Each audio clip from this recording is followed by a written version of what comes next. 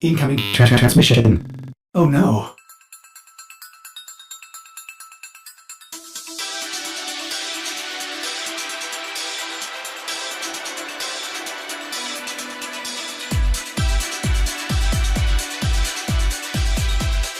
Welcome to TennoTalk, episode 12. I'm your host, Rebecca, and joining me, as always, is my co-host, Jeremy. Hello. Hey, and guess what? They're back. They are back. So this past Friday, we had dev stream number 113, and man, did it have a lot of answered questions in it. Finally. I know it was really only a couple of weeks wait, but I know, it felt like forever, and I it know, felt so long. especially after TennoCon, there were just so many questions, and the lovely DE staff came back and answered a fair amount of the questions that we had. And not only that, but we got more info about what's coming. We got dates for the unvaulting, which is coming up very, very, very soon. And we had the Tennogen round 13 drop this past week as well. So, oh yeah, seriously, so many goodies came out. That's dang. right. I did spend money this week, didn't I? I know. I was like, oh crap, that's where my money went. But before we get into all of this, we do have some really awesome news to share with everybody. Probably the biggest thing we did this week is we set up our PS4s. So we are actually going to be playing Warframe sporadically at first. We're hoping to get a little bit more consistent on PS4. Yeah, I actually have already started, thanks to a couple of really awesome people in our Discord. Space Mom's Favorites is already an active clan on the PS4. Awesome. It has absolutely nothing. We started it Sunday morning. So as of this recording, I think my clan key is finally finished, so we can go get some stuff started. So we're starting from scratch, but it does exist. We are completely open to invites. Everybody's welcome to join, just like the PC version. And don't feel left out, Xbox players. While we may not be there because we don't own one, Lord Cogs is taking great care of everybody. Not only has he set up, and we're going to do this for the PS4 as well, but not only has he set up a clan, but if you don't want to join the clan or if you're already in one, we do have an alliance. So you can get your clan leader or you yourself, join that alliance, and you can still hang out and talk to us and all that good stuff. But so good things coming. PS4. Wow. Controllers are hard to use. That's 2 hours in, more or less, maybe 3. And that's my review of the PS4 version is controllers are hard to use. Yeah, I have much respect to people that play on controllers and use bows and stuff because I haven't started yet. I have it downloaded and ready to go. So I'm going to definitely be starting that tomorrow when I get off work.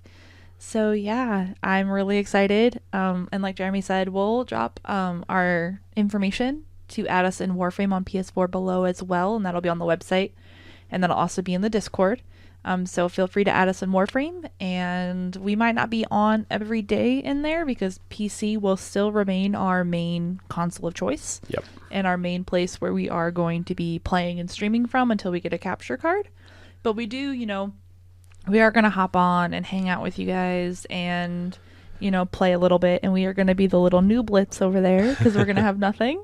Yep. And our goal is to really just kind of grind it out and really kind of, grind for everything and really just experience everything over there with the PS4 people. So yeah, I definitely am going to make an effort to at least be on once a week over on the PS4. And if we can as a group, if we can get stuff going on other nights, then I'll absolutely do my best to make it, as long as I'm not at work or at other work, streaming and stuff. But we'll definitely make it happen. And then ultimately, I know Rebecca mentioned capture cards. That is something we'd like to get into, is streaming from the PlayStations as well.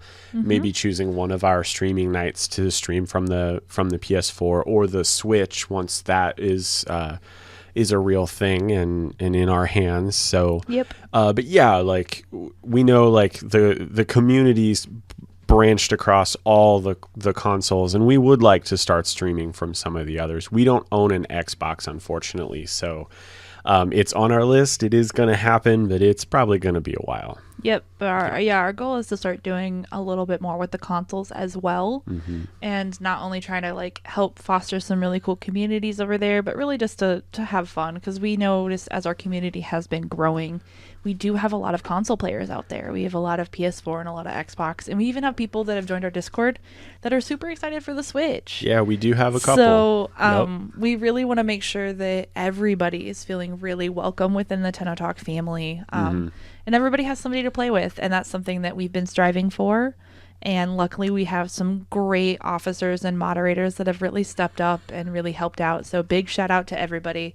Especially Lord Cogs. Yes, especially on the console front. We try to avoid name dropping when possible, but Lord Cogs has stepped up so much. And like I said, he put together the clan on both consoles now, and he's put together an alliance on Xbox, and an alliance is coming for the PS4. So, and he got a promotion in Discord. He knows we are super proud of him. But thank you again, in an audible fashion that you can play back if you want to. Thank you so much. We really do appreciate what you're doing and what everybody's doing. We have a lot of people who are helping out, but it's about time Cogs got some recognition for it. Yeah, especially just because, like you said, like we've said several times, the console's something that we just haven't been able to get to because of time and, money with not having an Xbox. So I really am glad that there's somebody that can really help those people that, is willing to be there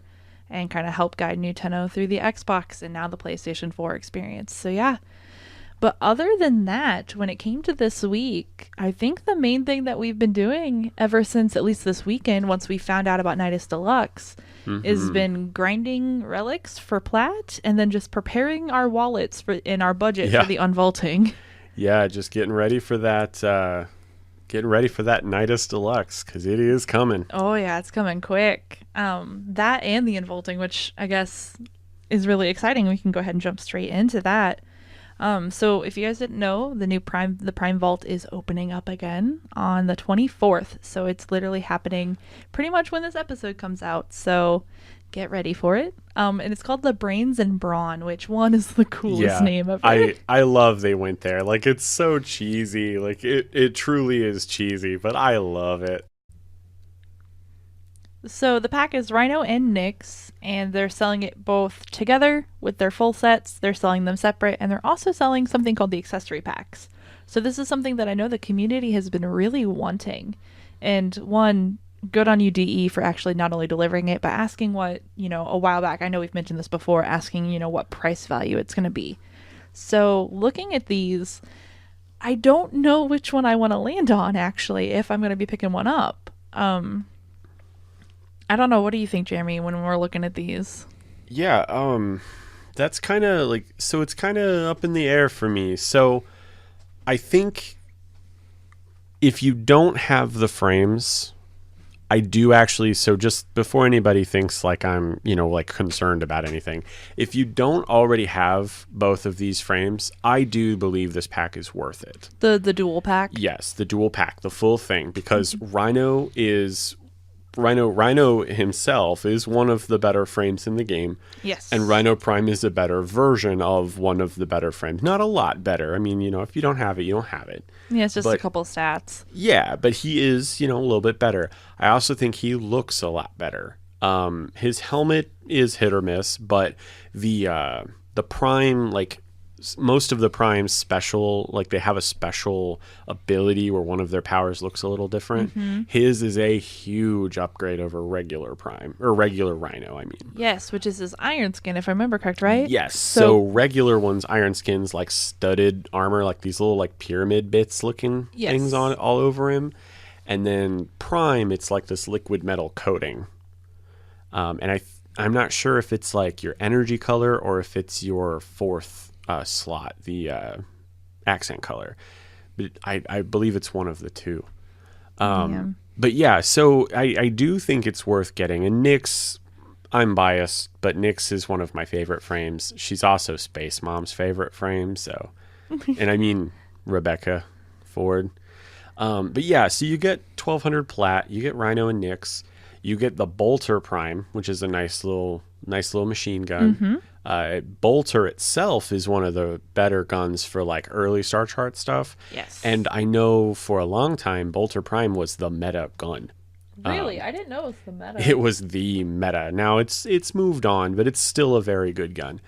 You get the Haiku Prime, which is the throwing stars, Yep, which is I cool. actually have enough to build those now. Nice. So I'm actually going to build them, so. Yeah, you get the Ankyros, which is the punching weapons, the little fisticuffs. Yeah, they're really cool. They look like these like little like round gauntlets on your hands with like these little like Orkin bolt things. They're really neat looking. And then you get the Sindo Prime, which is a big old double-bladed axe. Which is also kind of really nice looking. Yeah, hard not to think that looks cool. Yeah. Now, I will admit, other than like random MR grinding, I don't know that I personally have ever seen anyone use any of those weapons. I've actually seen people use the Haiku. Yeah. The Haikus, the throwing stars. And I'm pretty sure I've seen someone use the Sindo before, but... Okay. It might be like it looked like the Sindo because I know there are a couple axes in the game. Yeah, and that could be the case. Yeah. But you also get the Targus Prime armor set, which is an armor set. It's gorgeous. Yeah, it's one that Nyx came with. Mm-hmm. You get the Noru Prime Syandana, which is with Rhino is wearing it in the art for this bundle. Mm-hmm. You get the Vala Sugatra Prime, which is a nice little dangly bit for the axe, which is actually also really pretty. It is really I really pretty. like it. You get the Distilling Extractor Prime, and then you get the Prime glyphs for both Nyx and Rhino. So overall, I do think it's a good purchase. I think it's a good deal for what you get. We are assuming that the price is going to be about the same as when Ember and Loki were unvaulted earlier this year. So I'm going to guess 70. I think we paid 70. Well, we didn't buy the duo. We bought them separate, but I think the price was about 70 something. Yeah, somewhere around there. Yeah. So if it's around that same price, I think it's a great purchase. Yeah, that's kind of where I'm sitting because I looked at the other two. So obviously the Nyx Prime and the Brute Prime, which is Rhino, their packs are coming separate. So Nyx comes with herself, Plat, her weapons, the armor set, the Sugatra, and the glyph. And then Rhino comes with the Plat, and then he comes with the Bolter and the Ankyros with the Extractor, the Sandana, and the Prime glyphs. So they kind of split them up pretty nicely. It's kind of like what they came out with. Mm-hmm. And looking at those two, they seem pretty good. But for me, I would want the weapons, like all the weapons, even if I get a duplicate frame. But I mean, at the end of the day, it's a free slot. My kind of hesitation a little bit is with the accessory packs, actually. Really? Yeah, I'm excited to see them. I think this is something really cool to offer because it lets, those really neat accessories come back. Because, these are being unvaulted. They haven't been out in a while, and you haven't been able to grind them in a while. So, there's a fair assumption that the people that have wanted these have probably either rad shared to get them or, have sold stuff or got Plat to trade to get this. So, if you really wanted Nyx, like you and I did, we got Nyx. We went and, got Plat, like by trading and stuff like that, and then went and bought Nyx. Right. So it's really cool to get the accessory pack. I just don't feel like they're very even. So Nyx accessory pack is coming with 200 Plat, the Targus armor set, and the Sugatra, the Vala Sugatra Prime. And then Rhinos is coming with 200 Plat, the Noru Prime Sandana, and the Distilling Extractor Prime in Blueprint. So I don't know, maybe it's just because I don't know enough about what the Distilling Extractor is, but if it's the same thing as like the Titan Extractor, like why do you need multiples, Yeah. I think they're fairly evenly split. I think the only problem that I see is that I value the armor more than I value the Distilling Extractor. That's fair, because Fashion Frame is our end game. And we've said that several times. Yeah. Yeah, so I don't know.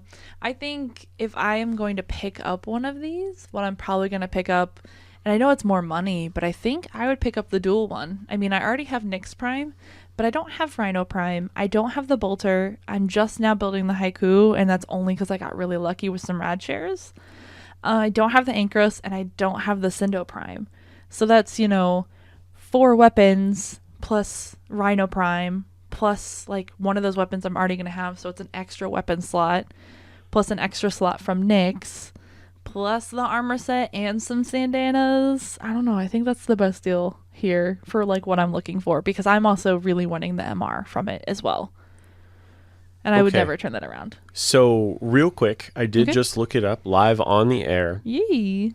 Well, on the recording. Yeah. The difference between the Titan extractor and the distilling extractor. Okay. So the Titan extractor, which I have, and I believe you have as well. Yes, I do.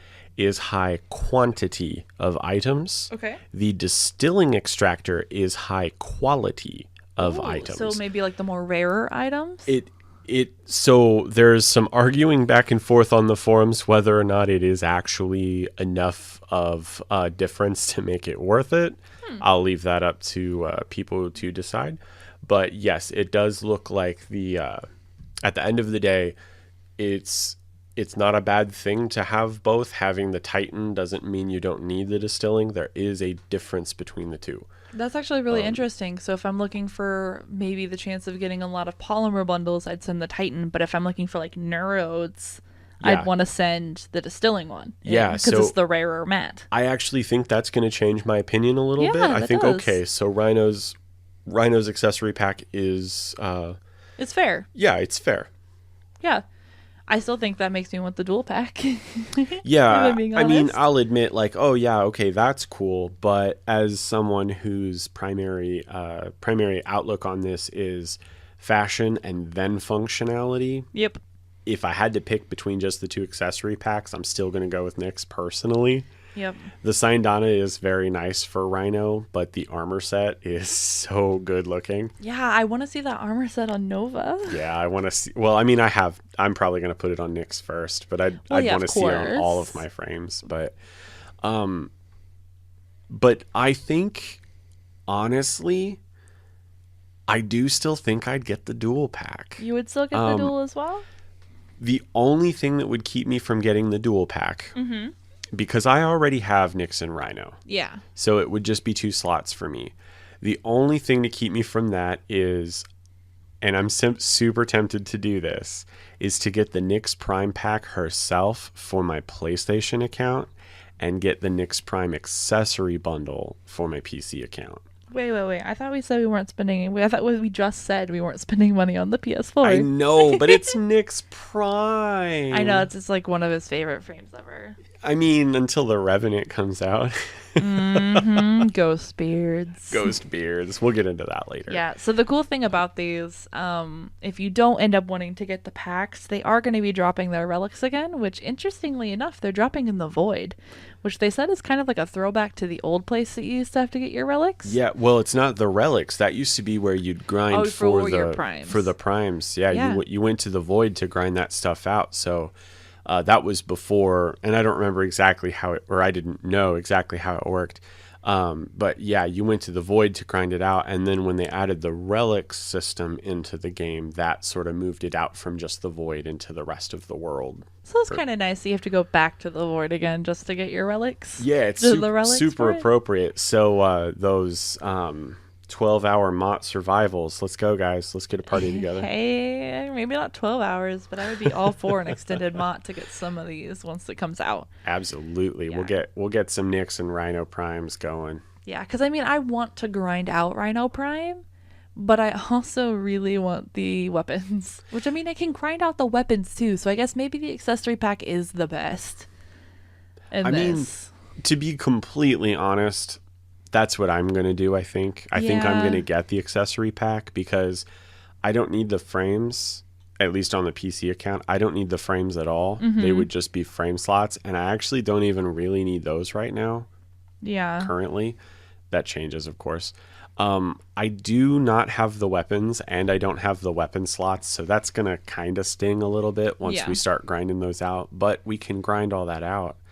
And then sell any duplicates we get to get us slots. Right, yeah, to buy the slots. Yeah. But I don't have the armor. I don't have the Sugatra. I don't have the cape, Saindana.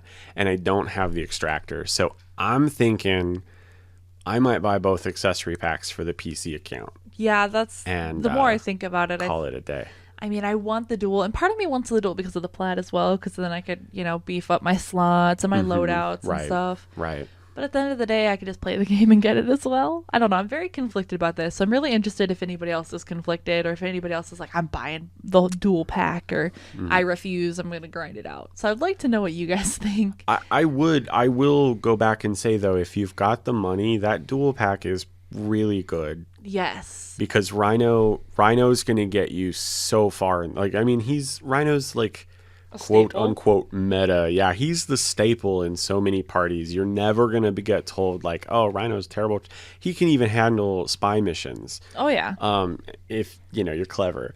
And then Nyx, I love Nyx, and I think a lot of people like Nyx. I think the general consensus is that she's a solid frame. She's just kind of been left behind a litlittle bit. Yep. Needs a bit of a rework, but she doesn't need a rework as much as like Valbon and Neza and Wukong, Titania.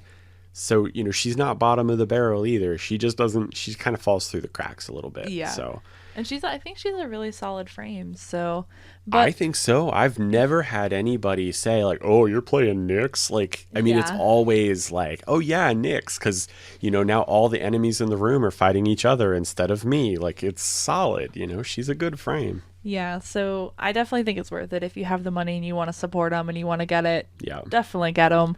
I'm not advocating don't buy anything or anything like that. I would never do that. If you want to do it, do it.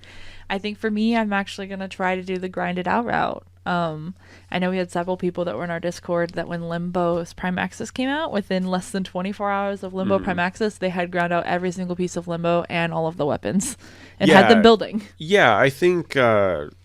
We bought Limbo Prime Access, and then as soon as we bought it, we were like, okay, we need to stop buying all our frames. So I think it makes sense. Like, okay, let's go grind this stuff out. Let's go grind out these weapons. Challenge ourselves a little bit as players. I think exactly. I think it's a good move. Yeah, so I'm super excited, and like I said, this comes available on the 24th. So make sure you're, checking that out and getting ready for it, or getting ready to grind like we are. And we hope to see you. I think in the coming streams, we're really gonna, maybe take a night or two and just go straight into the void and just do survival missions and grind out these relics with people in the stream and in the clan and stuff like that and in the Discord. So yeah, absolutely. If you're on PC and you're looking for somebody to do some of this and get some of these relics with that's not a pug, definitely make sure you're in that Discord and keeping an eye, because we love to run stuff with everybody that comes and hangs out with us all the time. Oh yeah. So the other thing that dropped this week, dropped this past week, was the Tennogen stuff. And wow, man, you guys hit it out of the park again. Like, the people that create the Tennogen, one, are amazing people. You guys are so fantastic and so, like, I don't know, you guys think of things that I would have never thought of. So we got skins, we got sandanas, we got helmets, we got weapons, and we even got illicit skin. So I kind of wanted to start with the big one, the skins, because we got a lot of those. Yes. And let me just say, hands down, my favorite skin out of all of this, and I'm going to pick one, and you guys are the winner, is the Nova. The Nova Corvus skin. Not only because it is absolutely gorgeous, but because it landed right after we found out about, like, more information about Fortuna and about the people there, and it just is perfect.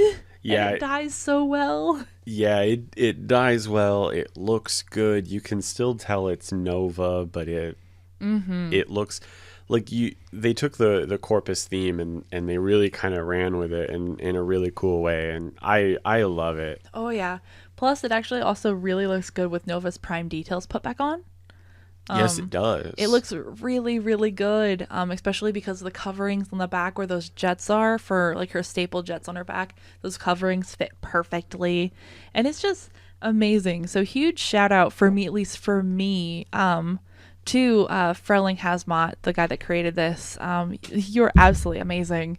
And I really hope to see more Corpus themed stuff, especially as we're pushing into Fortuna. I hope that kind of like revved up the Tennogen engine a little bit on that. Yeah, like, you know, as the Grax skins, you know, which is kind of the Grenier-esque look for them, you know, as like more and more frames get those, like I'm really excited to see more of these Corpus skins show up. More the Corpas? Oh, yeah.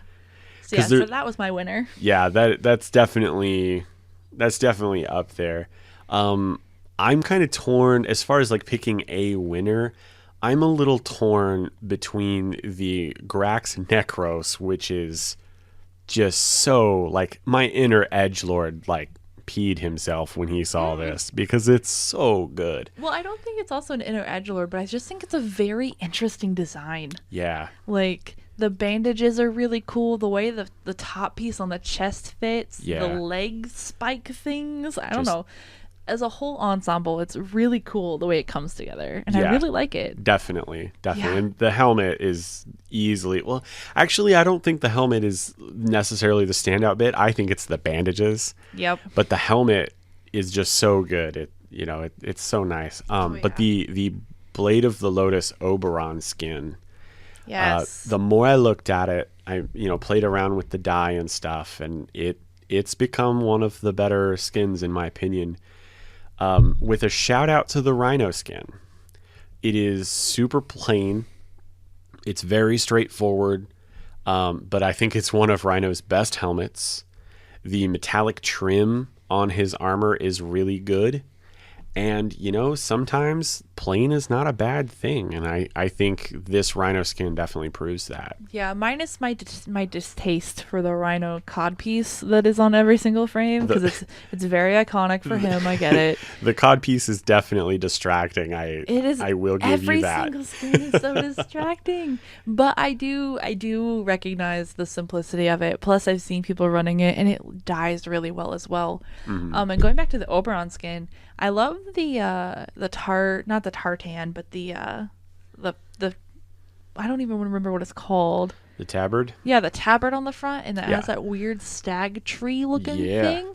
It really, like, for me, it harkens back to my Lord of the Rings love. Absolutely. With the tree. Yep. And at first, like, the standard colors, I think it looks pretty good, but I've seen a lot more people in our Discord posting the dyed colors of this and doing their own fashion frame. And I've seen some that look almost like it's like this goat god with like this really immaculate gold and deep browns. Oh my God, it looks so good. Yes, definitely. So I actually really like all of the Blade of the Lotus ones. I think they're kind of simple, but they're very powerful is what I think. I would agree with that. Mm-hmm. So if you haven't looked already, Banshee and Trinity are the other two. Yes. And they both look great as well. Not really forgetting about those at all. Mm-hmm. I will say Trinity and Rhino, I want to see what they look like with prime details turned on. Yes. But I know what the prime detail parts are for Oberon, and I'm willing to bet it does not look as good because it's going to be the bottom half of his tabard. Yeah, I don't think it'll look that good. Yeah, I think for Oberon, I'll probably, because I'm gonna get probably all four of these because I play all four of those frames. Hell, I play all the frames at this point. You really do. Yeah. But yeah, I don't know. I want to see what they all look like, but I think like gut reaction, Banshee. I'm going to run Banshee and Oberon. I'm going to run out as is. Rhino and Trinity, I'm going to see what their prime details look like because I think they're going to look better. Yeah. I do also want to mention, I know we're kind of talking about all of them here, but the Excalibur Ronin skin. Yes. I think this is very interesting for him. It's not something that I expected, actually. Like, I don't know what it is, but it's not what I think of when I think of Excalibur, and I think it looks really cool. It does. It's super plain. Yeah. And I don't mean that in a bad way either. It's very plain skin. But I'm willing to bet that it was made with Umbra in mind because I bet that thing looks positively great with the scarves on it. Oh, yeah. And I wonder if that isn't why it's a little on the plain side. I don't know. I've not like spoke with the person that designed it or anything, but I would guess that they did it with the scarves in mind. I also really like the helmet on that one. I think it's kind of a very interesting shape. I'd like to look at it more in game to kind of see how it turns. It's also cool. Broken. Yeah, that's the cool part. That. Like it has these two like almost like eyebrow horn bits, and its right side they're like they're broken off or something. It's and you really can see cool. like a light underneath that kind of insinuates an eye. I don't know. It's really neat. Yeah, it's neat. I dig it. Yeah, and then also of course I'd have to bring up the Loki one as well. Because the Loki one is very different than what I ever expected. It's the Loki Kodama skin by Hitsusan. And it looks completely not what I expected, actually. When I looked at that, I was like, the only thing that made me think Loki was the helmet. Because the helmet had the horns sticking out. And I know Loki has a couple helmets that are that similar shape. Other than that, I would have said that's not a Loki skin. I was like, I would have thought it was like Atlas or something, because it's like this weird, like, it almost looks kind of also Ronin-ish. It's very like oriental with belts everywhere, and it's swoopy, and it's got this weird like symbol on the left, like the going down the left leg. I don't know, but it's cool. It is very cool, and I like the base colorings of it with that like kind of dark grayish black with that really cool like pinkish purple red. Yeah, actually, it's really interesting colors. I have to say, there's only one frame in all 10 that are coming out with the Tennogen skins. There's only one I don't like the base coloring, and that's the Trinity Blade of the Lotus. Yeah, the green. I don't like metallic green. Makes me think of a Power Ranger. Yeah, because you can tell, like with the other three, they're going for that very like medieval armor look. So then to have green metallics looks more like a Hot Wheels car to me. Yeah. She doesn't look bad. Like her armor looks great. I'm going to get rid of that green right away. But Oberon, Banshee, and Rhino, I'll probably change it, but I wouldn't mind having a default one. And the same with the whole top row, Zephyr, Grax, Loki, one of the two Excalibur skins, and Nova. Yeah, I would leave those as is. Yeah, and we haven't mentioned the Zephyr skin, and it's a really nice skin. I still don't think it saves her for me. I think we were talking about this earlier today. I have a loadout for her. Like she's nice and saved, and I can go to her if I want to and stuff like that. But I don't think she has a single mod on her, and I haven't played her in months. So I think I'm going to get rid of her loadout. Yeah, I'll avoid the tangent here, but Zephyr is one of a handful of frames that I want to love so bad, but I can just never seem to get into them. Like I can never justify, I'm sitting at the screen, I'm like, okay, I'm going to run X mission. Yes, I'm going to take Zephyr or Mirage. They're great frames and they do solid work, and they're never like the worst choice you could make for a mission, but I just never seem to justify like, yeah, I'm going to go ahead and take them. Yeah. And it's so sad, and I really wish I could speak to the part of a skin saving the frame. Yeah. And we'll touch on this later, too, in the episode. But I think for me, it's just, even if it's a good skin, I just don't think I can get into Zephyr right now. Maybe I'll just shelve her for a little bit, and I'll come back to her in a couple months and see. Yeah, I think that's what I'm going to do. I'd begrudgingly do, just because, and I think it could also just be, my focus has been elsewhere with other frames, and, they're just not scratching that right itch, but yeah. Yeah, but I will say the Zephyr Strafe skin was made by Procetisen. I think that's how you say it. I'm so sorry if I butchered your name, dude. It's a great skin, and I don't want you to feel like I'm just like saying like it's an awful skin and it's not gonna save her. It's so good, and I really want to see it in game, and I want to see all the cool colorings, because I love even the base blue and orange color combination. It's like what I've been running on a lot of my frames right now. It's this weird blue-orange thing. But yeah, side tangent to our tangent stuff is... Yeah, I think the skin itself is great. Oh, yeah. I would get it. My problem is that it was Zephyr. It's Zephyr, who I haven't really played. I want to play her. Yeah. But I just haven't. But I will say, out of all of her skins, I think that one is the best so far. I would need to pull it up in the store just to double check, but I do think I agree with that. Yeah, I'm pretty sure that's my favorite skin for Zephyr to date. Yeah. So yeah, props to you, man. And she kind of falls into with a couple of the others. I do want to see what the prime details look like on her with that skin. Because I have no idea what the prime details are. They're the pointy feathers on her arms. Ooh. And less talon-like feet. There's a couple other bits here and there, but those are the two real standout bits. Oh, that could look really cool, actually, just thinking about it. Mm-hmm. Yeah, I bet it looks fantastic. Yep. Yeah. So we will move on to the sandanas. No. So we got, let's see here, 6 sandanas that came out. Yep, and 4 of them were designed at least in part by LED 2012. I bow to you. I am not worthy. I know, right, dude? You're great. You are a designing god. So I know Jeremy's gonna say the number one that he thinks wins this one. Oh, the Sideku, hands down. Yeah, the Sideku. The Sideku one is really good. Yeah.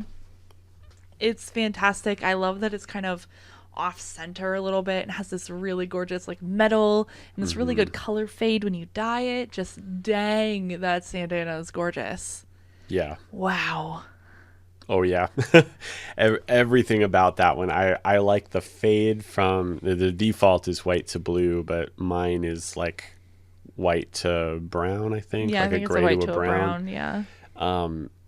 I like the, feathers on one side and almost like spikes or thorns on the other side, I think. Yes. It's just, and the way it flows, like each of the cape pieces, they're kind of their own piece, but they flow together well, which keeps them from getting all like jumbled up and weird. You know how physics can be sometimes.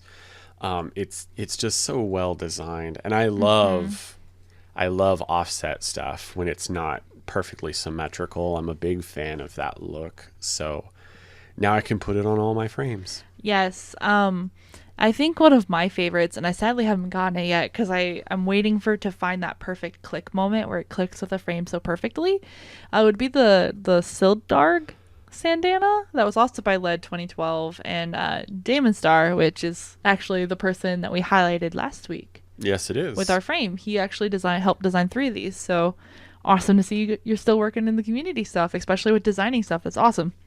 But the Sildarg, which is the swords one. The sword with like a disc shield thing that's like wrapped up in this like with this language written on it. Yeah. And like has this fabric on it. Wow. Yeah. That's that one and one called the Seraphim Sayandana. Those are definitely tied for second place for me. Yeah, for the Sildarg, one, I love just the swords. I like that they're very different looking, and the wrap around it, the texturing on that when it's in game is mind blowing. Like the fabric, the fabric effect of that wrap in there looks so good, and the fact that the writing is your energy color, like with only 5 die slots, they made that sandana look amazing. They really did, because you think about it, it's got the shield, the wrap, 2 swords, and 2 scabbards. They did a great job with only 5 die slots to go off of. And it really pays off. Yeah, it balances out very well. Yeah, and then which one was the other one that you were liking? The Seraphim Sayandana. Oh, is that the weird? Which one's that one? It's like a bunch of like white floating pieces together. Oh, is that the one that looks like very angelic? If you think like the angels style from the Diablo series. Yep. And it even almost looks very sentient. I could see that. This game. Just the way the design is made, and they kind of float together a little bit. Like I can see some sentient inspiration there, but the what drew my eye to it initially is the Soul Reaver reference. I know Seraphim weren't created by Soul Reaver, but that's where I know the word from. So anytime I see that word, I like laser focus in, like, is that a Soul Reaver reference? Yeah, exactly. And it never is, but it's cool to see it. Yeah, I also want to do a really cool shout out as well to the Tsuruhoshi one, the little like infested thing. Oh yeah. On your pack. Not just because it's really cool and it looks kind of gross, but the metal bits on it, the star points of it, those are really stagnant, but then like the infested thing inside of it wiggles. It wiggles, yeah. And I'm a big fan, and I know you guys have probably heard me say this before with other Tennogen stuff. I really like when they put movement in it. Yep. Especially when it like wiggles and stuff. I don't know, it makes me giggle. Yeah, it's funny. What I hope, because I've seen it in the preview, I didn't pick it up either, but I'm hoping that it wiggles like to your steps, like as your character runs, God. It like flops around. That would make me feel like a fat ass. Just boom, boom, boom, oh, it's so good though. Yeah, but overall these have been amazing. Oh, all 4 of them look great. Like we didn't really talk about the Icarus one, which looks like a glider almost, like some like bone wings with light. And it looks really cool. I would be willing to bet this one looks fantastic with the Nova skin you just got, because it looks very Corpus Tech anyway. And then the Kenshu. It's another, just like, I know I kind of went on about the Zydeco, but the Kenshu is very much the same. It's an offset cloth on the right side, and it looks just as good for all the same reasons. Yeah, you know, it's really solid. And when you look up at the Kenshu, they call it the original post on the Steam community page for the workshop was the Kenshu scarf Blade of the Lotus bandana. Yep. So this one actually looks really good with the Blade of the Lotus stuff. I bet it does. Yeah. It just. Ooh, I would slap this on Rhino's Blade of the Lotus. Yeah. Because his is nice and plain, so a little bit of an intricate Syndana would look really great with that. I was actually thinking of dropping it onto Banshee. Oh yeah. I think it would look really good on Banshee as well. But all in all, just 6 out of 6, man. These are amazing. All 6 are good. I feel like every single time I pull up the new Tennogen stuff and I just scroll through it, I'm just ever more amazed at what these people can do. Yeah, and then also, like, you know, we were looking through these earlier, getting ready for the podcast, and I was like, yeah, there's a few of the frames or a few of the Syndanas I could probably live without. And then you come back and you find little details about them, like, just makes me want all of them. Yeah. It really does. You really do appreciate a lot of those. There was a Necros helmet that came in, which is really cool. It looks very Stargate-esque to me. Yeah. What I kind of like about it is, so the head shape is really cool. It looks kind of like a hood. Looks like a graduation cap turned into a hood. But the bits on the sides, those actually hang. They don't connect to his shoulders. Nice. So it hangs almost like long hair. Does it wiggle? It does. At least in the preview window, it does. That's so great. It moves quite a bit. So it's cool. And it harkens back to the older, some of the older frames where they were kind of, because I feel like some of the design has moved away from that, like, the frames are both machine and organic, so they have some like uncomfortably movable parts, you know, like you know, you see Hydroid's flap. Yeah, especially not Hydroid Prime, but regular Hydroid. Yep, it's a flap. Yeah, it's like a flap, and it's like fatty tissue, but also like metal, and this kind of harkens back to that like living machine kind of idea. So I thought it was neat. Yeah. And then lastly, we had weapon skins and a Lisette skin. So we got a polearm skin, a long sword skin, and a hammer skin, and then the Lisette ship. I actually don't use long swords, polearms, or hammers in the game. Not because I don't think that these skins are gorgeous, because they absolutely are. But it's just because I don't like the weapons, personally. But this Lisette skin almost makes me want to switch back to a Lisette. The coloring and the design is really cool. Yeah, I was thinking about this the other day. Yesterday, in fact, when I was playing on the PlayStation, because of course I don't have any of my stuff, and I've been using the Mantis for months now, and I had the Lisette, and I was like, you know, that's a pretty cool ship. Yeah, and this one's really cool because it looks like it has like a cone light at the front. I don't know, it's a really neat design. And the colors on it, like the default colors on it, are very solid. They're very striking. Yep. So yeah, overall, I've scrolled through this page several times in the last couple of days getting ready for the podcast, and overall, like, this is a full 10 out of 10 with all 21 new customizations that came in. I would buy all of them. Oh yeah. Like, I mean, I would. You know, well, I would buy any of them. I don't know if I'd buy all of them just because I can't play all the frames at once. And we can't afford all of them. And we can't, because we'd have to buy 2 of each. Yep. It's very expensive, very fast. Yeah, but I mean, if, you were like, oh, hey, you get to buy 1 piece of Tennogen, there's not a wrong answer here. Yeah, I think they're all fantastic. And again, huge shout out to everybody that designed stuff. Every single time these new waves of Tennogen come out, they never stop to amaze me that someone is capable of doing this quality. And some of these people, like LED 2012, I've already seen, like, the next thing they're working on. They've been posting on Twitter a Gara skin that's stunning. Like, it's so good. So, I mean, definitely go check out the Steam pages for where the Tennogen stuff is, and vote for the stuff, because these people are working real hard, and it shows. Oh yeah, they do top quality work, and it seems like it's just out of love for the game and love of designing, and it's impressive all to hell. Yep. So I'm gonna get that Blade of the Lotus Rhino. Yep. But there is something you're gonna be buying first. What's that? And it's something that they announced at the dev stream that should be coming out hopefully this week. Oh. And that's Nidus Deluxe. Of course it is, yeah. He already knew the answer. We're gonna be playing dumb.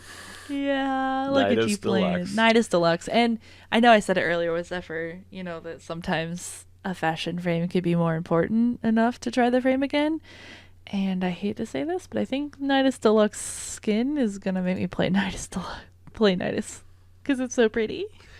Yeah, so I love Nidus. There's no secret at this point. Nidus is one of my favorite frames in the game. And so I guess we'll kind of transition into the dev stream stuff with this. But they showed Nidus Deluxe, only his base form, so no stacks, just basic Nidus Deluxe. And it just completely invalidates, in my opinion, like, okay, I don't care about Nidus without the Deluxe skin anymore. Yep. That is a straight upgrade. There's only Nidus Deluxe. There is only Nidus Deluxe. Yeah, all 3 of my fashion frame slots for him will be using this once I have it. Yep, and there was something really cool that Rev Ford actually didn't realize. They zoomed in as close as they could in the development build that they were on the plains of Eidolon onto those ghost arms that are like crossed in the front, and there's broken bones inside of them. There's totally bones in there, weird. and it so like I'm sitting there thinking like, and I'm sorry if you haven't finished the sacrifice, but I sat there thinking like, is that a spoiler? Yeah. And I feel like it's a spoiler. Yeah, I have no idea if it's a spoiler or not, but I think especially after the Chains of Hero quest, that maybe it's a spoiler? Maybe. I don't know. We'll see. It's very, up in the air. We have no idea, but I think it would be really cool to lay the groundwork this early with something like that. But you look at the frame and he's got like all these glowy bits. I'm guessing like when you look at when you watch the video, I'm guessing the blue, including the jelly case for the bones or whatever you want to call the arms on his chest. I'm guessing that's all the energy color. Yes, that's what I'm assuming. Yeah. But like his actual arms, he's got eyeballs on his shoulders, and then this like almost like wrapped up pattern around his wrists. And it just, it's so good. Yeah, and I do remember on the dev stream that they were actually talking with like on between them on the chairs, and Steve actually asked if there was any way to get in something before it releases that lets the eyeballs move. Yeah. And that's so gross. Yeah. But it'd be so cool. So yeah, overall, this is what we've been doing this weekend, is running relics to try to grind this out to be able to do this so that we could purchase this as soon as it came out. And I think, honestly, I'm going to keep working at it. Seeing it in the dev build and seeing it in an environment versus just the renders was really cool. I wish I could have seen them putting it all together, but I trust that that's going to look, pretty badass. So I'm going to buy it. Yeah, I want to see it. And this isn't going to stop me from buying it, but I do want to see what it looks like with all of its stacks. Yes. Because the art really, like, I mean, this is like almost 1-for-1 for the art and the render that we'd seen already. So you kind of know what it's going to look like. But what I want to see is, like, how does the armor appear? Because when Nidus mutates, like, his chest plates and his shoulders, like, they open up and then the tendrils come out. Yeah. And it's a pretty smooth motion. So, like, you know, is the armor, like, going to grow out of him, or is it just going to appear there? You know, I'm interested to see the transition more than what it looks like, because we've kind of seen that. I guess depending on who you are, this is a negative. It's not going to be a hang up for me, but I know there are several people, like, in our Discord that were hoping one way or the other, but his skills did not change. Yeah, they still look like infested little tentacles. She uses virulence. I can never say that word. She uses his stomp, and you see it's exactly the same. The infested sinew spikes coming up out of the ground, same thing. Doesn't bother me at all. Yeah, I know that there was a lot of talk when we were talking about Nidus Deluxe, especially in our Discord, about that type of thing. And it's one of those things, like, I don't think we're ever going to see a change with his skills, and if we do, we're going to see a slight change when his prime comes out. Yeah, I can see maybe something a little different when the prime comes out. Yeah. But, you know, if you look at the other ones, there hasn't been a huge change. So my guess would even be, like, you know, when he puts out his huge nest, it might have a fog. Yeah, it might have something visually different. Yeah, because, like, you know, Banshee, when she does her sonar, the prime version, you see these, like, little white lines shooting, or not necessarily white, it's whatever the energy color is, but you see these little lines shooting around.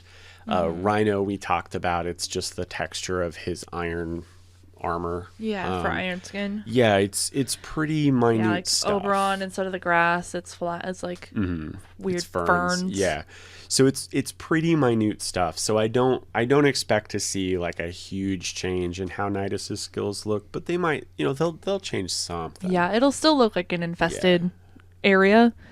But it's just they might change the atmosphere around it, which will be really cool. Yeah, that'd be neat. But, you know, they didn't do it. And, you know, you look at this alt skin, and in a way, you can still totally tell it's an infested theme. Yes. So I don't think it makes the skills look out of place. Yeah, I don't think so either, especially once I see people dye it and do fashion frame with it. Yeah, because the first thing I'm going to do, because I like the way Nidus looks when you match the infestation on your ship. So the first thing I'm going to do is one of the slots is going to have the energy color to red. Yep. And so we're going to see. And I'm sure it's going to look just right at home. Yeah, and I'm really excited to see that. Yeah. So speaking of other stuff I'm excited for, smooth transition, is Railjack. Railjack? And we didn't really see much of it. She kind of hopped in it and flew around a little bit, and then she left, and Steve yelled saying, "Why are you not flying it around? Because that's the best part." Yeah, they were running out of time. This was right at the end of the dev stream. You could tell, like, Reb Ford was ready to go for another hour. Oh, yeah. They had so much to tell us, and everybody else was like, well, no, actually, she was the one kind of wrapping it up. Yeah, because everybody else wanted to keep talking. And yeah, she was trying to but, keep them on track. Yeah, you got to leave them wanting more, and I appreciate that. Yeah. You know. So one of the cool things that we found out is that the Railjack ship, is actually much bigger than what we saw in the demo. Yes, there's a whole second floor, like a subfloor. Yeah, and there's side rooms and stuff. Plus, they said they'll have a cargo bay. There's going to be the arsenal, the market, the codex, and more is what they kind of alluded. Yeah. Which I think there's going to be more, because when they're walking around, even in the demo, I'm pretty sure I saw a foundry and a mod station, and I saw, like, the shade, like, where your sentinels hang and stuff like that. Yep, all that stuff was there. So I'm pretty sure that's all going to be in there, which is really cool. Yes, definitely. Yeah.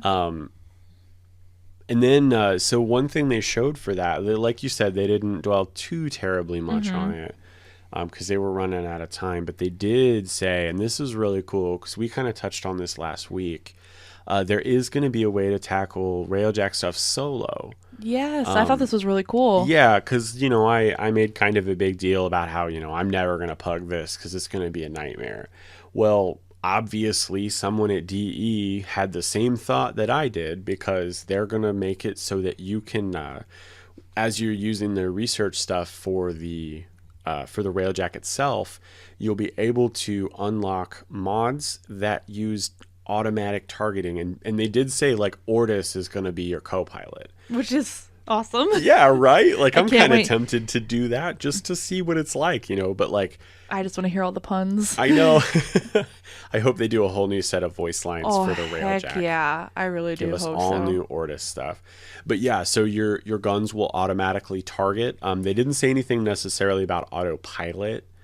But yeah, so you'll be able to tackle it alone. Yes. Which is huge. That's really I was super happy to like I don't know that I'll take advantage of that. I really do think this is a co-op setup, and I really want to embrace the co-op nature of it. But I'm super glad that, people who disagree with me, they're still going to be able to tackle this content. That's really cool. I really like that they took the solo person into consideration instead of saying, well, this is only, for the clans or whatever. We are going to allow other people to do it. Which, yeah, because you see that a lot in other games where they're like, raiding is a group activity, deal with it. Yeah. And, there's been so many people that, give ideas like you hear this about World of Warcraft a lot. Like, well, give us a story mode that I can tackle alone. It's not that big of a deal. It's all the same dialogue. Just let me do it alone. Scale the enemies down. They're like, no. Yeah. We're not going to do that. And I know that it doesn't always align with the way that I believe, because I think that those co-op experiences, if you're playing an online game, you should have to do co-op stuff. You should have to play with other people. And that's a personal opinion of mine. But I do like that as a company, they are looking out for that. So, people can do it solo, so they don't need to try to pug it or get in uncomfortable situations where they don't feel like they can play the game anymore. And I really like that they're having that discussion and really kind of including their whole player base. Right. Essentially. Yeah, that was huge. I was so happy to see that. Yeah. And like I said, I am personally probably never going to, I won't say never, but I probably won't take advantage of it. Yeah. Now, but it's cool. They did confirm as well that your clan is going to be able to research this. Yes. So it seems like this is kind of the groundwork from Solar Rails is what a lot of people were thinking it was going to be. So we did kind of get that confirmation that it's going to be your clan. But they also touched on how much more personalization you're going to have at this. Like in the demo, we saw her be able to move that little like triangle slider that we're all used to seeing, like focusing it on the weapons. And you had that whole like awesome sci-fi moment where you're saying like fireful lasers, full power to guns. Exactly. So you have that moment, but not only that, but it's going to have its own upgrade path, its own software upgrades. You're going to be able to mount different weapons to it. Like this is like a fully fledged thing. Right. And then just icing on the cake, there's going to be other mission types, which I know we talked about last week. So it's really nice to actually have this confirmation. Yeah. Yeah, so they didn't go on too much about all the different types, but they did confirm something like an exploration mission and a derelict ship kind of thing. So it sounds like it's not just going to be sabotage to blow up the Corpus mothership, and that's really cool. Yeah, I do like that, but I really like that, especially because we were talking about this earlier in like on Saturday and stuff after the dev stream. So it's really cool that I was worried last week that it was just going to be the same type of mission over and over again. And even if there's this confirmation that it's not, so even if it does only launch with like one mission type, I can rest easy knowing there's more coming, which means I can tailor my expectations for launch, which means I'm not immediately going to be like, well, you didn't launch with every blah blah blah and then just rage quit. So it really does allow me to go into this not overhyped and ruin it for myself, which I appreciate that they outright said, like, there will be other ones. This is a new system. And when they said new system, I'm like, all right, so this is going to be ever evolving as well. This is going to be changing a lot. Yeah. And that's really cool. That's what I wanted to see because for me, like, this is laying the groundwork. I don't want to call it end game because that sounds so snotty. Elitist. Yeah, a little bit. Yeah. But when I guess when I say end game, I mean something that's going to keep me logging in long term, even after I've completed my frames and everything. Like, this is the mission that's endlessly repeatable and is, a lot of fun. The biggest thing for me is the co-op. Yes. I mean, that's what I'm looking for. I'm looking forward to getting 3 other people on the ship with me. And then, it's because it's like sorties, but you can only do sorties once a day. Yes. but I enjoy the sorties. And this is kind of going to be like that in a way, it's going to be tough stuff. Everybody's got a role. I mean, I talked about it a lot last week. I don't want to touch too much on my opinions of it, but it's just really nice. And then add on to that it's going to be all sorts of different mission types. Yes. Like just hard confirmation that yes, there is going to be more than just that one mission. And oh man, I'm jazzed by it. I'm ready for it now. Yeah, I'm very glad that these were the questions that they focused on for when it came to the Railjack. I feel like this put players like myself and like Jeremy at ease a little bit more with it and a little bit more level-headed instead of swinging between the incredibly hyped and the incredibly worried. So I'm very, very excited about it. And when I'm logging in every day to play Railjack, you know what frame I'm going to be using? The Revenant. The Revenant. Yeah, I know. They showed the funniest skills ever. They did, yeah. So I love dev builds. I love placeholder stuff. It's so like it's really funny. Cool to see. Yeah, it's cool to see like here's, stuff that maybe, isn't finished yet, so don't judge us too harshly on it, that kind of thing. But it was really neat to see the Revenant. So they've tweaked some of his skills. Mm-hmm. They have. And I think the biggest one that they've tweaked that you'll recognize immediately when you watch it, or if you've already seen it, would be his fourth ability, which is his new ultimate, which makes him a spinning power beam turret disco ball. Yep, and this is the placeholder bit because he's using Inaris's Sandstorm.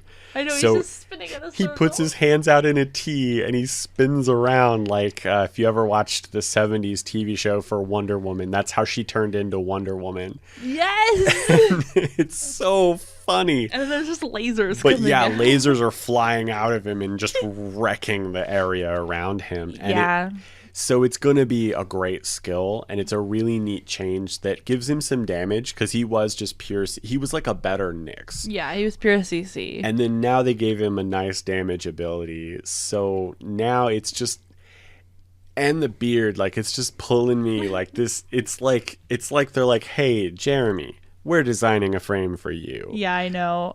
So the cool thing that they did explain with that new 4 ability is it's going to be similar to Mesa's Peacekeepers, which mean holding mouse 1 or mouse 2 will cause it to focus more on damage. So kind of like how she does hers, which is really cool.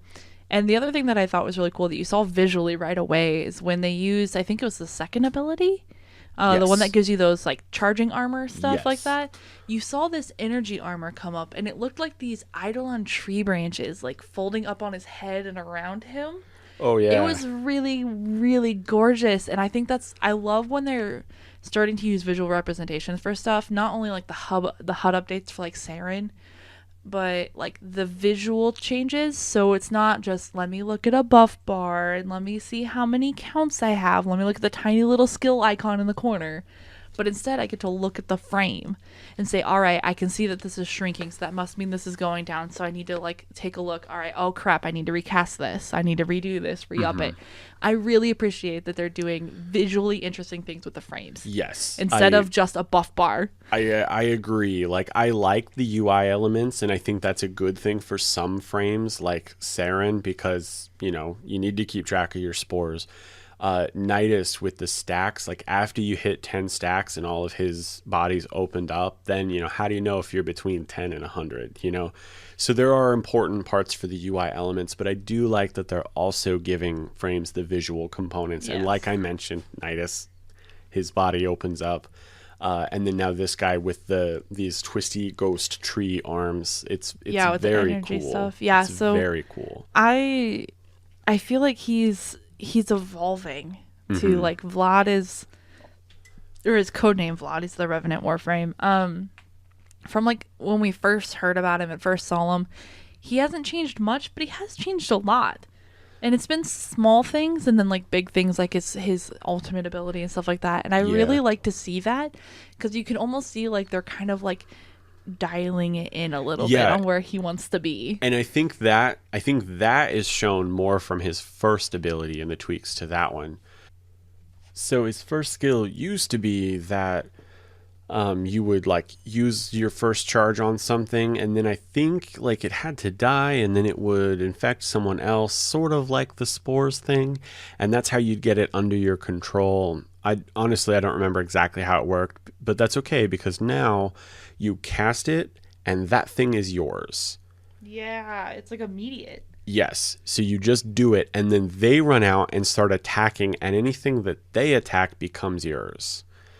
So basically, you just infect one thrall, and then, using vampire terms, you infect one thrall, and then that thrall goes out, and he like recruits a bunch of other guys for you. Currently, they're looking at about 20. Which is a lot of freaking enemies. Which is a lot of enemies. But if you think about it, a max range, well, close, like stacked range Nyx, she will set down an AoE and everything inside that AoE starts attacking each other. Yeah, but they also attack you as well. Only if you're the closest target. That's fair. So I can see like 20 sounds like a lot because they're going to be following you around. So I imagine they'll scale that back. I would guess 10 to 15. Yeah, that's what I would imagine. But keep in mind, though, Necros, if you summon the right things, if you get like a Heka Master or something, she'll start summoning stuff, and it's entirely plausible to get up to 20 minions with Necros. That is fair. So I think 20 is probably not too much. I just think graphically it's a lot. It does. Yeah, I do think it's gonna be a lot. And then you have that whole thing like some people have talked about with Necros, like does that, you know, that prevents like the spawning because that's 20 enemies that aren't getting spawned into the map, could be reduced XP. So we'll see how that works exactly. But yeah, it's interesting. Like, it's nice to see them evolving. They are clearly playtesting this stuff heavily and being really, really particular about how the skills work and if the skills work. And, you know, I can't complain. Yeah. But I am very much looking forward to this frame. Yeah, and they still haven't given us a date yet or a frame of idea when he comes out. I know that it seems like he's still heavily in development at this point. But something that they did kind of give us a pseudo, not really a date, but they kind of paired it, is that the Melee 3.0 is actually, they said it's pretty much in polish right now, and it's in the final testings, and they're trying to get that ready to come out with Vauban, or not Vauban, with the Revenant. So the Revenant might be closer than we think, especially if the Melee is already where it's at. So a nice point of reference for that is going to be the next dev stream, which isn't this coming Friday, but the Friday after. They said to expect some questions being answered about the Melee 3.0 rework. Yes, which I know will make a lot of people in the Discord happy, because there's been a lot of people that have been like wanting to know more about this. They've been waiting for answers. They were hoping TennoCon was going to touch on it and stuff like that. So looks like next dev stream is going to be where you're going to get your answers on it. Yeah, the dev stream 113 overview page on their website says to expect a deep dive of Melee 3.0. So yeah, I think they're really going to get into it, really kind of start answering some questions and talking about this massive project. Yeah, because they haven't really said much besides it's going to rework the combos and it's going to rework a couple other stuff. Yeah. So I'm really wondering, and it's going to take away channeling. So I'm really excited to get more information about this, especially because I know Jeremy was talking about, you know, we're playing with a controller. Right. So I'm really excited to see the Melee get better. I really am, because that's one of the things I noticed immediately when using the controller was I was relying a lot more on Melee. Yep. So I don't know if that's common for console players or if that's a sign of a bad console play. I don't know. Probably I wouldn't be surprised if it's bad, but I definitely found myself actively using the Melee stuff. So I'm really looking forward to some answers for Melee 3.0. Yes. I don't know that there's much they could do that I wouldn't like. I like the melee combat, but I'm always down for improvements. So I don't think they're gonna do anything too bad in my eyes. Even if it's a massive rework, or even if it's just cleaning it up and making the combos universal. I think it's a good thing. So I'm looking forward to some answers finally. Yes, and maybe when to expect that and stuff like that. So that'll be really nice. Something else that they clarified as well, and I know this has been like tweeted out about and stuff like that. But they did 100%. Reb Ford clarified 100% the migration accounts from PC to Switch. Yes. So basically, it's going to take a snapshot of your PC account and it's going to copy it over to the Switch, and that's going to be available upon launch. Details are still to be determined and to be decided and everything like that. But I know she said she was unsure about the PS4 and Xbox migration over to Switch, and I do know that that would probably take a lot more because you're dealing with Sony coding and Xbox coding to go over to Nintendo coding. So now that could get a little hairy. But for sure the PC is going to be able to do it, which makes me really excited because that means I'm pretty sure I'm going to port over my account at this point just so that we could be able to be maybe in the position to help people right out the gate. Yeah, so possibly. At first I was thinking, I'm gonna start over fresh, clean slate on the Switch. I'm gonna take it, seriously and blah blah blah. And I'm like, now like looking at it after this weekend, and I'm like, no, I'm not, because I'm doing that on PlayStation. I think I'm only gonna be able to stomach being excited about getting a broken Intensify once. Touché. Since we can port it, I'm just going to go ahead and port it that way. And the other reason is I don't know how much personally I'm going to play it on the Switch. Yes. So when I sit down to play it on the Switch, I want to go to a planet and just have a good time. I just want to enjoy my frames and being powerful in my fashion frame. While laying in bed. Yeah. And if I want to take it seriously, I'll come out here and I'll, log into the PlayStation or the PC and take it seriously. So for me, the Switch is going to be just the casual, I don't feel like getting up, but I want to go to Mars real quick. Or the other thing, and I think a lot of people are going to do this, is like, there's a nighttime alert at 3 a.m. Well, at least I'm already in bed. And you just whip out your Switch, go get that nighttime alert. Yeah, I mean, it might not be on your main console, but you still get it. So right, you still feel good. Yeah, so like I think that's what it's going to be, is like my phone's going to go off at, well, for me, it's like 10 o'clock in the morning, but it's the middle of the night. Technically for him, yeah, for me, but I'm like, I really should be asleep, but there's a nighttime alert, I'm just gonna go get it. Yeah. And I think for me, my thought process is we already have people that we've been talking to that are like new to the game completely, that are looking to play on Switch as their main. And by me having my higher level account with my cred and my unlocks and stuff like that, I will be in the position where I don't feel like I have to play on Switch to bum rush myself to the point where I can turn back around and help people. Yeah, that's a good point. It'd be really nice to have that kind of, the big brother, big sister kind of thing where I'm able to already have everything that I need or that I'm working towards, so that I can turn around and put all of my energy into helping the Nintendo community come in. Because I know there's a lot of people that didn't know about Warframe until they were perusing the Nintendo store and saw, what's this game Warframe that's going to be coming out? Yeah, and it'd be nice. Like, I remember asking for rides to certain nighttime alerts or Valbon parts. You're like, hey, anyone mind if I tag along? Yeah, because I have a taxi. Have that open. Yeah, I need a taxi. And it'd be nice. Like, I haven't really run into that much with the PC since I got the whole star chart unlocked. Like, not a lot of people ask me for taxis, but I know that's going to happen on the Switch. Yeah. Especially early on. So. Yeah. Plus there's going to be all those questions about all the people. Because the Switch has a huge wide demographic. So there's going to be a lot of people that don't know what it is. Right. And I'd really like to be there to kind of help facilitate the learning process. Definitely. Because the last thing I'd want to see is someone to bounce off the way I did, which is when I first came into the game like 3 years ago when I tried it on PlayStation for like an hour, and I was so confused, and I didn't understand, and everything looked like Cash Shop, and the menu items were clunky, and I was so confused, and then I bounced right off thinking that this was just a money grabbing free to play game, and I really don't want that to happen to other people. Right. Because this is such a good game and such a good community, and I really want to make sure that everybody kind of goes in a good environment and with a good mindset with people there to help them. So I'm gonna fully port my account now. So that's my stance. A couple smaller things. They went to Venus and they kind of walked around a little bit, and they showed around Fortuna. Mm-hmm. They showed some stuff off. And one of the things, they stopped by the MOA Pets, and they didn't really go into much at all, but they did say that Pets 2.0 is not going to be one massive release like Melee 3.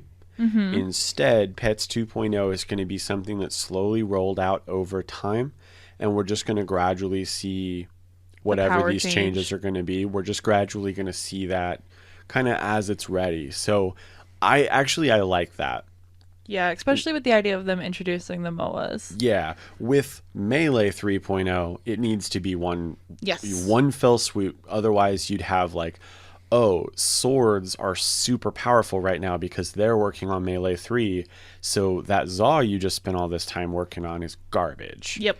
You know, and maybe other players won't say that to you because we have an awesome community, but you may feel that way if, you know, the swords are using a completely different scaling method, and so your Zaw is using the old one and it's just not doing damage anymore, you know, not compared to these swords. So yeah, that needs to be done, one and done. Just get it over with. Yep.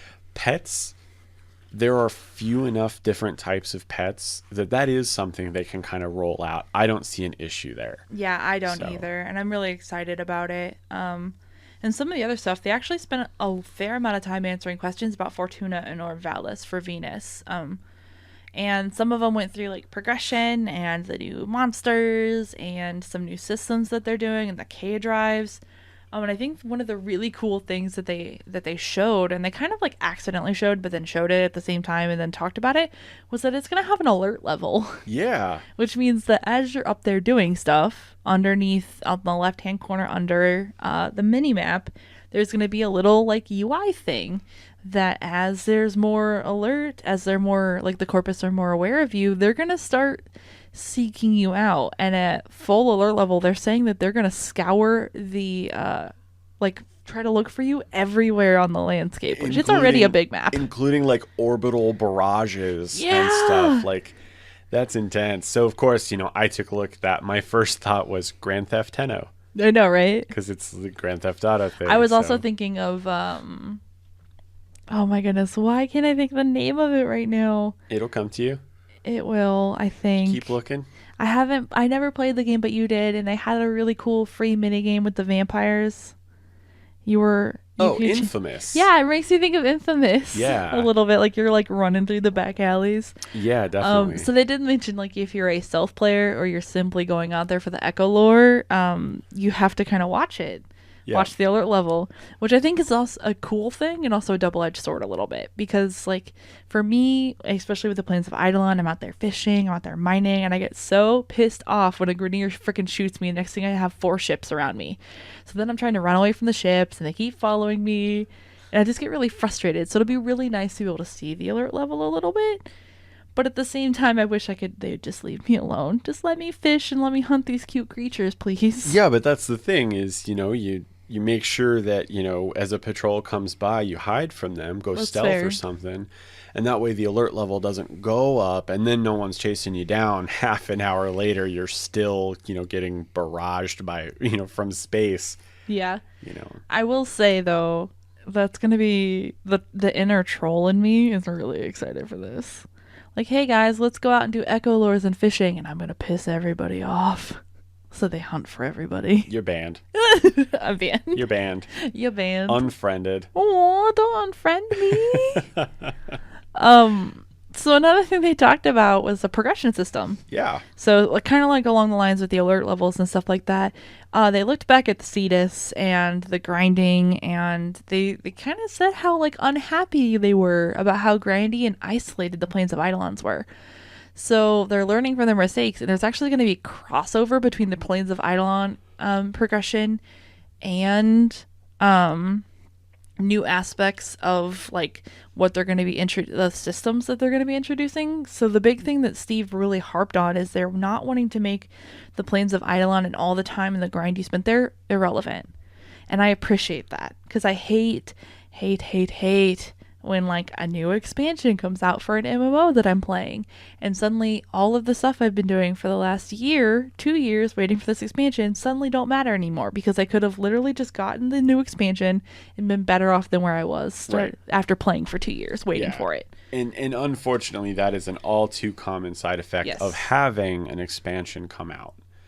you know, because they want, like, you know, and there was a lot of Guild Wars caught a lot of flack for this both times. Yes. You know, and I think some of it was fair and some of it was not. But at the end of the day, we were left with, you know, oh, okay, so these gliders that I spent all this money on and worked so hard to get up my mastery and all that stuff. And all these skins for. Yeah, and bought all these skins for, like, now they're going to be replaced with a raptor that jumps. Like, that sucks, right? Like, yeah. It kind of sucks. And, you know, and then it's like, oh, and also you'll be able to use those, you know, those mounts in the jungle where you needed the gliders for progression. And so I can see the hesitation there, and it's really nice that they're going back and they're like, all right, so all this Plains of Eidolon stuff, they didn't go into how, but it is going to have an impact on the Fortuna stuff. Yes.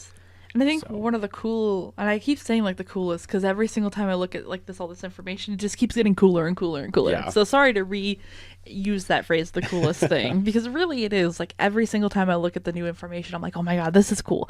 Yep. Oh my god, this is cool. But I really like the idea of the supply and demand to dictate the prices. So essentially they're using like a real world market of supply and demand to dictate the prices of how like expensive things are going to sell or how expensive things are to buy.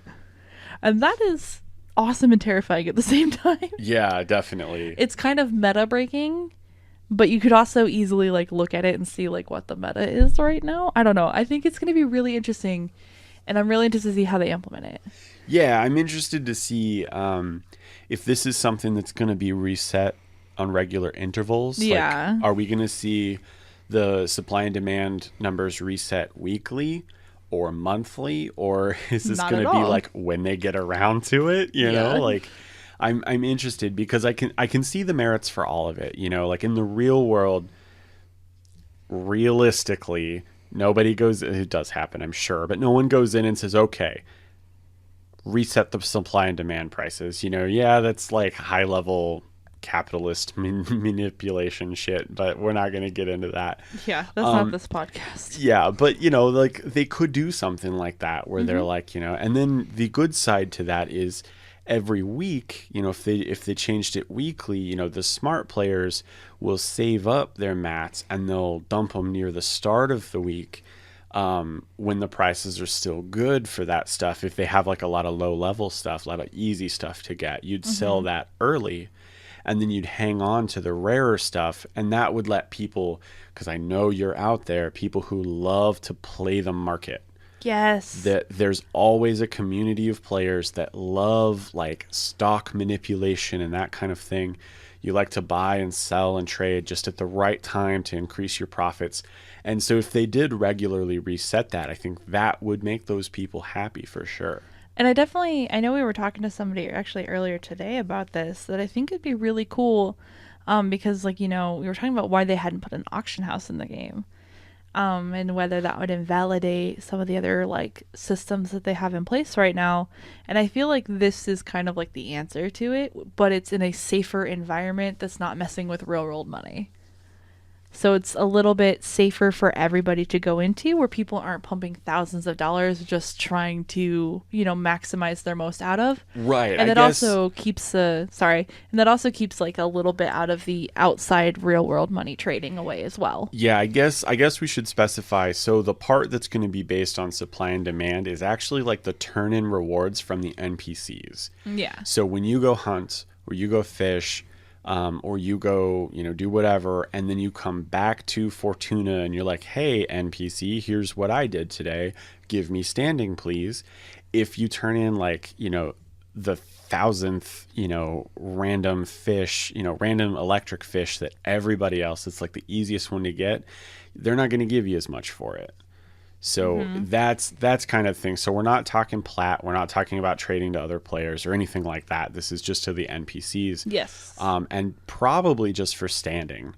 Yeah, they haven't Maybe really some said. mats. Yeah, they haven't said really what the rewards and stuff like that are going to be. Whether it's going to be some sort of cred. But I imagine with a supply and demand, they're wanting it to fluctuate enough to create that type of environment. Especially because, I mean, if you watch the Fortuna trailer, you see those like numbers, like the stock market numbers scrolling past and stuff like that. So I imagine this is going to have to do like a lot with the world of Fortuna and the world they live in. So I'm really hoping that there's like multiple ways to like do this, where one will give you cred, one will give you mats, one will give you standing, like, and you can kind of play the market a little bit for what you want to get. So I don't know. I'm really excited. I think it's going to be cool. Yeah, for sure. I think this is a good change. I think this would be fun to see, like, you know, it'd be fun to mess around with, you know, even if it's not something that gets updated constantly. Yes, yeah, for sure. They did also talk about the orb mothers as well, which are those ginormous crab spider things that the corpus have. So the biggest thing they touched on is that these are not time gated like the eidolons are. So it's not going to be like a nighttime type of thing. Instead, players are going to have to figure out how, and this is their wording, each one is summoned, which means that there's going to be multiple of those bad mamas. Right. I'm super excited. I think this is a really cool thing. Plus, they really tried to like harp on this to kind of, I think, get it into people's heads that a new player to Fortuna, who like someone who hasn't been playing on Fortuna, cannot walk in and take one down. Right. So we're not talking like, you know, thank you to the people who have done this for me, but you're not going to be able to like carry just any random person through. Now, maybe eventually, you know, because I'm sure you'll be able to get to the point where one or two people can go in and take one of these things down. Of course. Once you learn the fight and you've, you know, adapted your builds and all of that good stuff, it's gonna happen. It always does. But at least initially, you're gonna need more than just the knowledge of how to do it. Is from the sounds of it, you're going to need to have experience in a better build and a specific build. Maybe if we can maybe read into that, there might be some certain things that need to happen. So it's pretty neat. I like that this isn't just a 1-for-1 from the eidolons, because it would have been really easy to do that. Yeah, I think it's really cool when they describe it as like a different boss fight than what we're used to when it came to like from the eidolons. So I think it'd be really cool if they like introduce something like you need certain K drives or K drive mods, because they did mention in all of this as well that your K drives are moddable.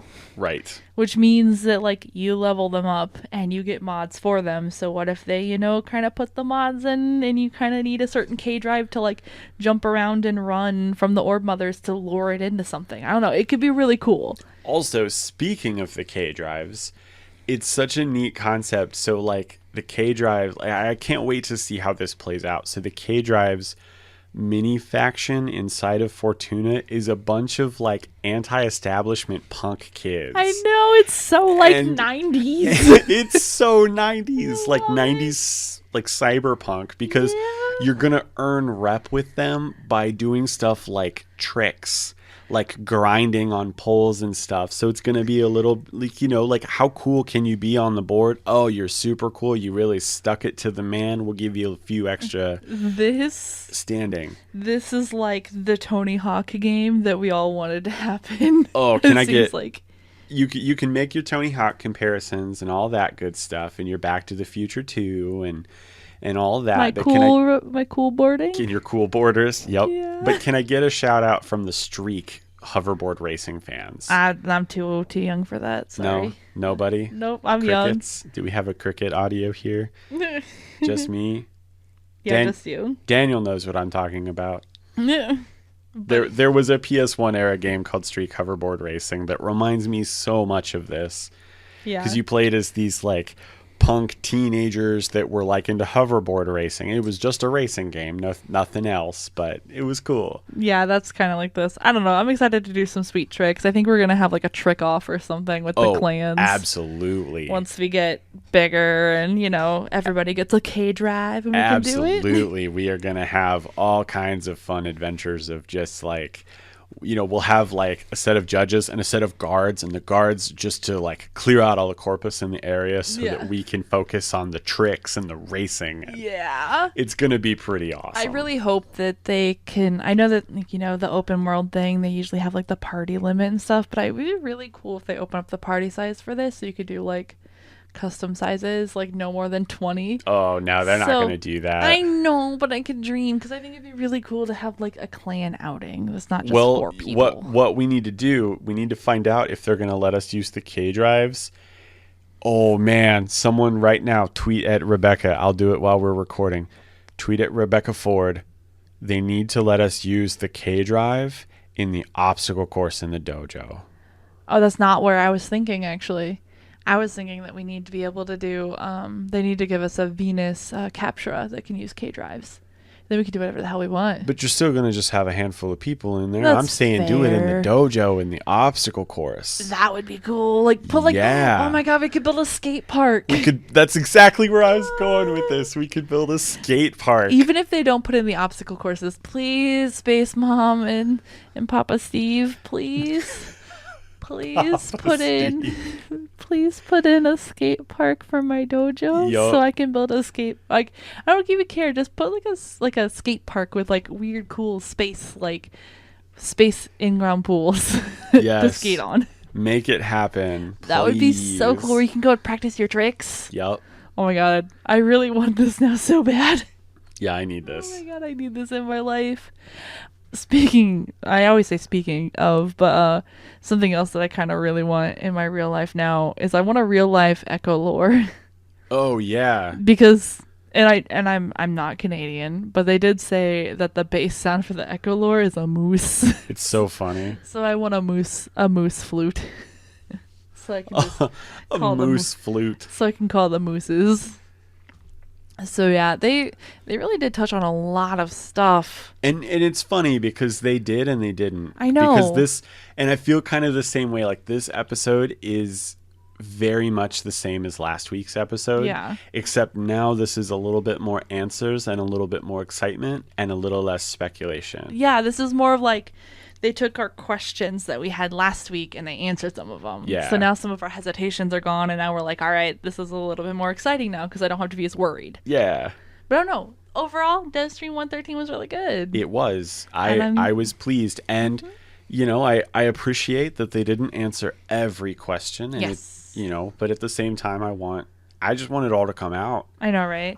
I want to log in the next little bit and I want to go to Fortuna. I want to get on my hoverboard. I want to, first of all, I'm going to log in as the bearded one, the Revenant, and I'm going to enjoy flying around on my skateboard. And then when something attacks me, I'm going to use Melee 3.0 to do it. And then, I'm going to get an instant message from BBQ like, hey, Railjack. And I'll be like, hell yeah. And he's just going to fly by and pick me up and we're going to go fly out into space. And I'm just so looking forward to everything. Now, pump your brakes a little bit. Oh, of course. But they did say that they are hoping for late summer, early fall release for Fortuna. For Fortuna, yes. For Fortuna. Yep. Which means, it is July 23rd. Yep. Right so now? we could be looking at Fortuna in 90 days. Yeah. Maybe more, maybe less. But, yeah. We could be looking at it in the next 3 months for sure. Oh, easily. I was thinking, well, technically the end of summer would be like August. Yeah. September-ish, even though it's not technically the end of summer, but that's usually like when they qualify the end of summer, which means we could have it in a couple months, which means way before November. I don't know. I'm excited. I'm ready. I'm totally ready. I'm really looking forward to all of this stuff. Oh, yeah. All right, guys. Well, that's going to end it for our episode this week. Thank you guys for tuning in. I'd love to hear your guys' thoughts on anything that came out in the dev stream or your favorite Tennogen or, anything like that. I know there wasn't a lot of extra information this week. It was kind of going over the same stuff, but I feel like we did get a lot of our questions answered. Yeah, that was the nicest thing. Just a lot of confirmations. I would say about half of this was spoiled on Twitter. Not spoiled, but was released on Twitter through Steve and Rebecca and even Pablo. It was nice to see all of it in one spot and to see them saying it, see them agreeing, saying, yes, this is what's going on. This is our plan going forward. It's always nice to see that stuff. Yeah, and it speaks highly of the company that they're not only willing to, one, answer these questions, but two, to show it on a dev build and to really kind of be very upfront with it. So I greatly appreciate it. So I'd love to hear your guys' thoughts if you guys are still excited, whether you plan on, soloing it, whether that kind of calmed your stuff with Fortuna a little bit, maybe or even if you're just really excited like we are. So I know we didn't have a discussion question this week, so instead I'm going to pose a discussion to you guys. Ooh. Choose your favorite frame and tell me what their favorite video game is and why.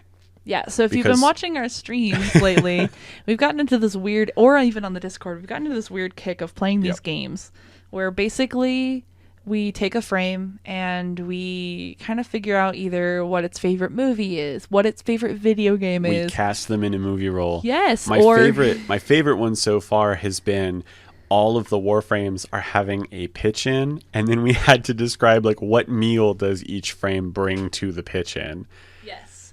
That one was really funny. I also liked if a frame was a dessert, what dessert would it be? Yes, the dessert one was good. That was a really good question.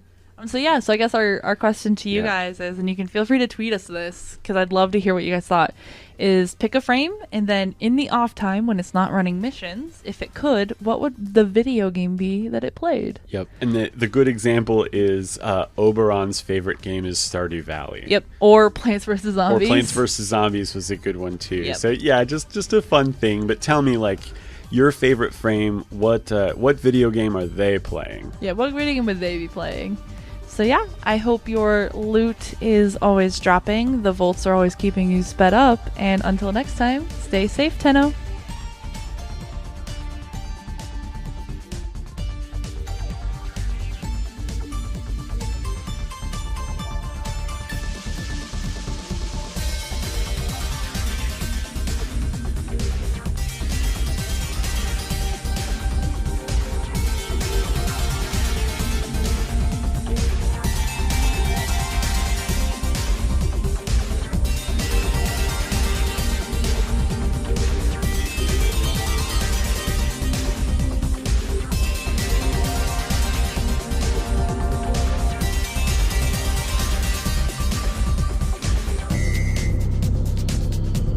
TennoTalk is a weekly Warframe podcast produced and edited by Rebecca and Jeremy Goodrich. Warframe is created by Digital Extremes. Music for the podcast is provided by Purple Planet Music, and the Ortus sound clip is provided by Digital Extremes Fansite Kit. You can email the show at tennotalk@gmail.com and reach us on Twitter at tenno_talk. You can also join us live on Twitch at TennoTalk on Monday and Wednesday from 7 p.m. to 11 p.m. and Friday from 7 p.m. to 12 a.m. Eastern Standard Time. Follow us to make sure you get updates on when we are live, as the stream times have changed, and you can subscribe to the channel to help support the show. You can download the podcast on Apple Podcasts, Stitcher, Google Play, and along with most major podcasting apps. Make sure you stop by the website and check it out, tennotalk.com. There you can find links to our podcast episodes in browser as well. If you like the show, be sure to rate and leave us a review, and thank you so much, and we'll see you next week with episode 13.